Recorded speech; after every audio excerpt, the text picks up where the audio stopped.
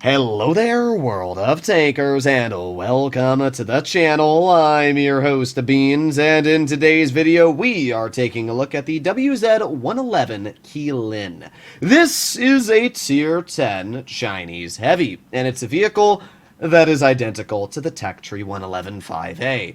Now, I'm quite happy that it's identical to the 5A, because I haven't ground that tank yet, and this is, in my opinion, the coolest camo in the game. Now, obviously, everybody's going to have their own opinion on what they like personally, but, I mean, this tank looks incredible. Last year, I tried to pick it up, but I didn't have enough credits. This year, I did just have enough gold to get it in my garage, and I am so happy I was finally able to, especially because of the fantastic stats the tank is going for it. Now, for any of you that are unaware, the Qilin is just a reskinned 5A. Every single stat, from the mobility, to the gun, to the armor, is the same. So if you're expecting a different playstyle, you're not gonna get one. But if you're fighting the tank, it's nice, because you're just fighting a reskinned Tech Tree vehicle. The great thing about the 5A is that it's actually a really nice gun.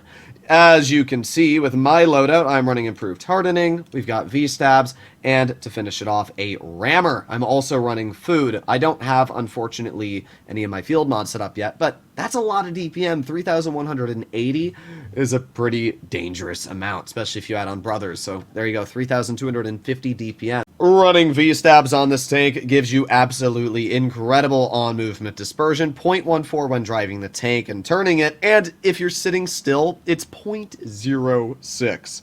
That is actually insane levels of accuracy. If you sit still, just turn the turret, you're basically going to be dead-eye accurate. Mobility-wise, the 5A is fast, reaching a top speed of 50, also reversing at 15, and the best part is that this tank features really good pen. 340 mils of gold pen with 490 alpha.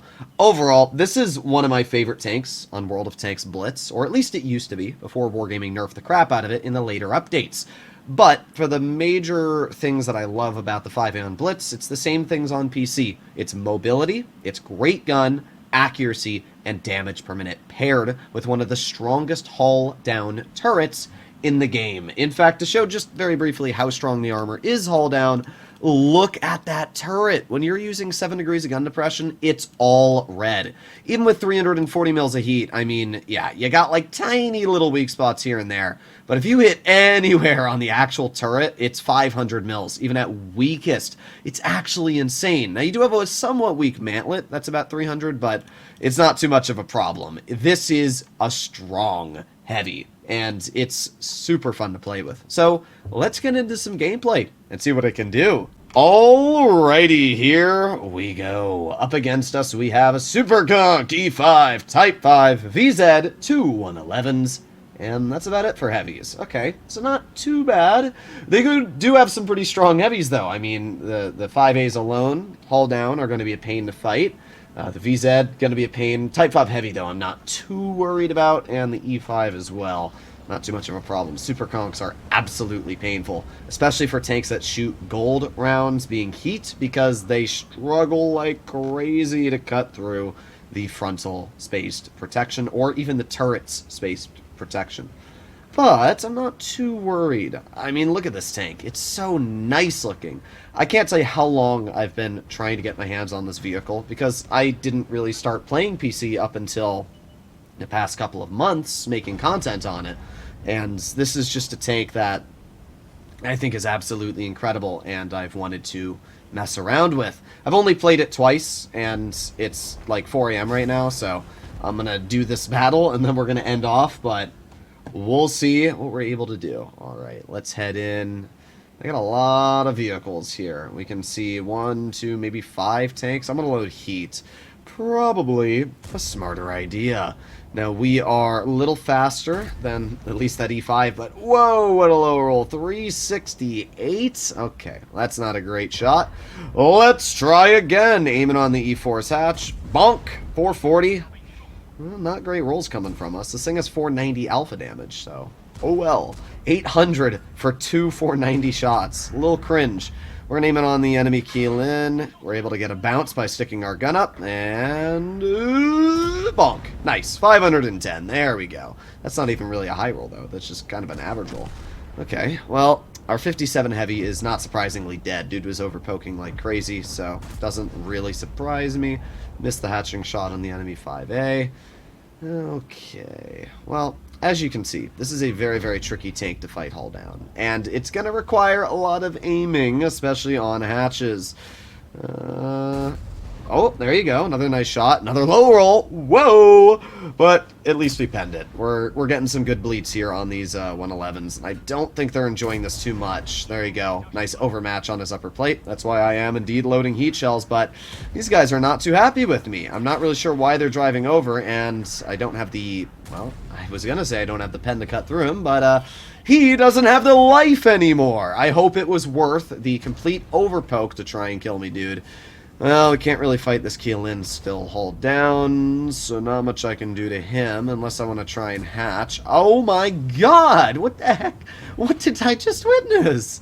Alright, well, interesting. Very, very interesting.